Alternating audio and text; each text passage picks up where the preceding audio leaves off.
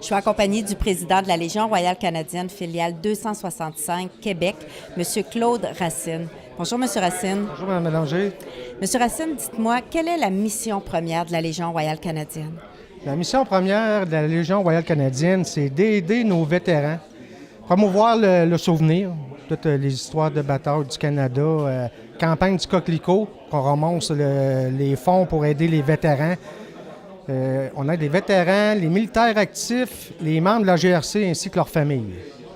Et concrètement, ici, là, à Québec, quels sont les services que vous offrez aux vétérans? On a des services d'officiers d'entraide pour aider les vétérans à remplir leurs documents, les formulaires pour les demandes d'invalidité au ministère des Anciens combattants. On aide les vétérans qui sont dans le besoin financièrement, car nous avons beaucoup de vétérans, malheureusement, qui sont itinérants. On a environ 2800 au Canada, dont 5 que je m'occupe régulièrement à Québec. On donne un certain montant à la fondation de M. Gilles Keg, l'infirmier de la rue, et je m'assure que ces itinérants-là aient au moins un repas chaud par jour. Nous aidons aussi des itinérants qui passent à l'Aube-Rivière, on donne un certain montant. Nous donnons dans la communauté de la grande région de Québec environ entre 80 et 100 000 $ par année, grâce au fonds du coquelicot, là, les dons qu'on reçoit de la population à chaque campagne. Donc, lorsqu'on nous propose d'acheter ou de donner un don en échange du coquelicot, c'est pour une bonne cause, au-delà de ce qu'on peut imaginer. Oui, c'est pour une très bonne cause. Vous voyez, au Québec, il y a beaucoup de monde qui ignore le coquelicot. Ils pensent que c'est pour la Fondation des maladies du cœur, le cancer. J'ai de la misère avec ça un peu. Il reste beaucoup de promotions à faire pour le coquelicot.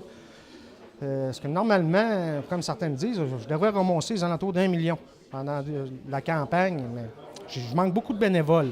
Il y a beaucoup de vétérans de la nouvelle génération aussi qui ne connaissent pas l'importance de ça. Pourtant, ils ont servi. Et après ça, bien, ils viennent à la Légion, ils viennent me voir, qu'il y aurait besoin d'aide financièrement. Là, je leur explique tout ça. Ah oui, c'était pour ça que ça servait. Tout ça. Fait que, on aide beaucoup.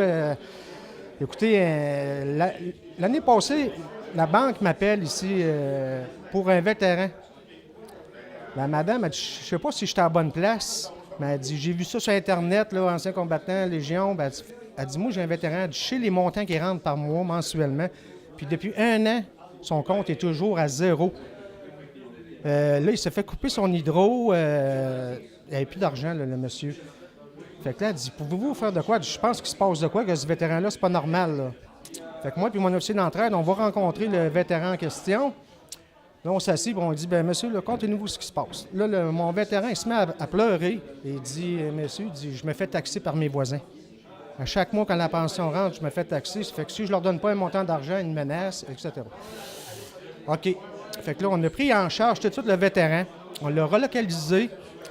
On lui a demandé s'il y avait de la famille quelque part dans la région de Québec ou à l'extérieur. Il a dit qu'il restait un frère sur la Côte-Nord. J'ai dit, seriez-vous intéressé de retourner par là? Il m'a dit oui, certainement. Fait qu'on l'a déménagé là-bas avec les frais du coquelicot. On l'a remeublé. On a payé toutes ses dettes.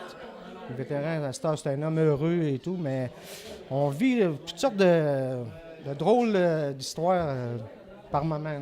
Et en terminant, M. Racine, quel message souhaiteriez-vous lancer, livrer aux vétérans? Les vétérans là, qui encouragent leur légion locale, c'est très important. Là, s'ils verraient tout le travail qui se fait, autant à Ottawa qu'à la direction du Québec, pour aider les vétérans pour leur avenir.